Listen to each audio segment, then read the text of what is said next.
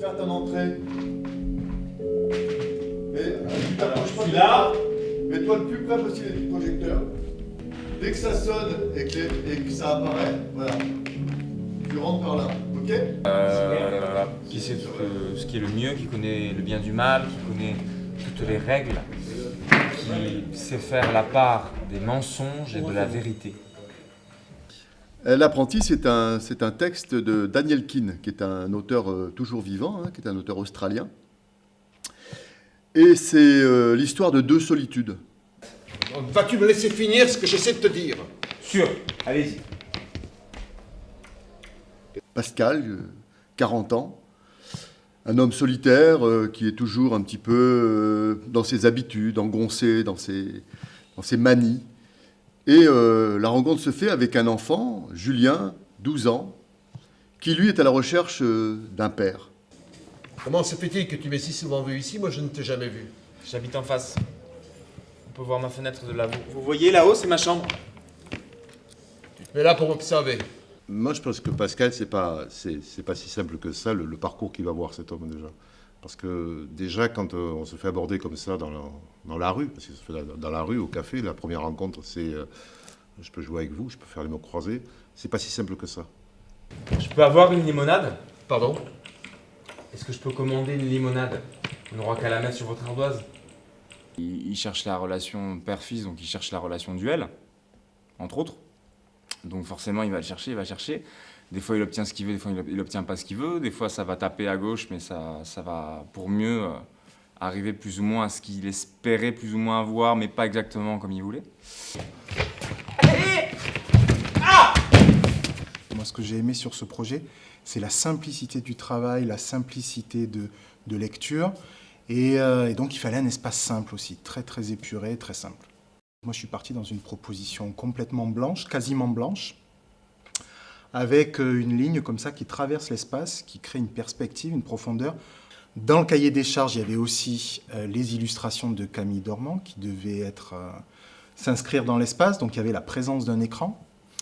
Julien. Julien. Il n'y a pas de construction personnelle sans relation. C'est dans la relation entre les êtres que l'on se construit. Et là, ce qui est extrêmement intéressant, c'est que là, on a une relation qui se construit entre un enfant et un adulte. On n'a pas terminé notre conversation. Mais quelle conversation? Sur le possible et l'impossible. Il y a des choses qui sont possibles et d'autres qui sont impossibles.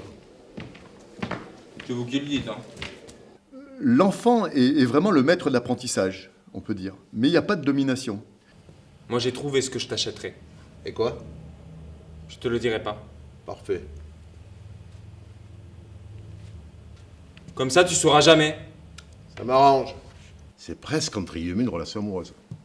Parce que c'est quand même une histoire d'amour. Entre guillemets, une histoire d'amitié, mais une histoire d'amour. Ça te plairait d'être père?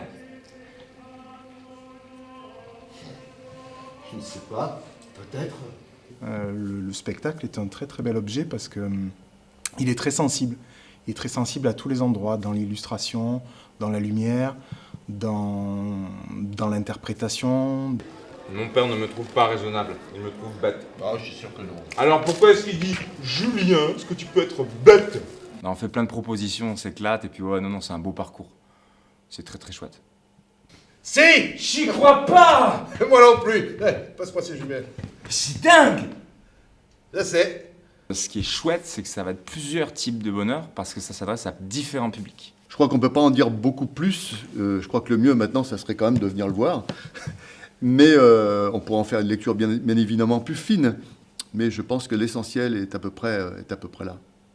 Ce que je souhaite, c'est que ce spectacle, justement, il sorte un petit peu des chemins collège et qu'on aille avec un tout public. Voilà, parce que c'est tellement plus agréable de voir un spectacle avec ses parents ou avec un ami, comme Pascal peut-être. Merde. Quoi? Le film. Je l'ai vu. Il est bon? Il y a une réplique qui est assez intéressante. Julien dit il faut continuer à rêver. La vie, c'est toujours le rêve, même si le rêve n'advient pas, s'il ne devient pas une réalité. Il faut prendre ce rêve parce que c'est ça la vie.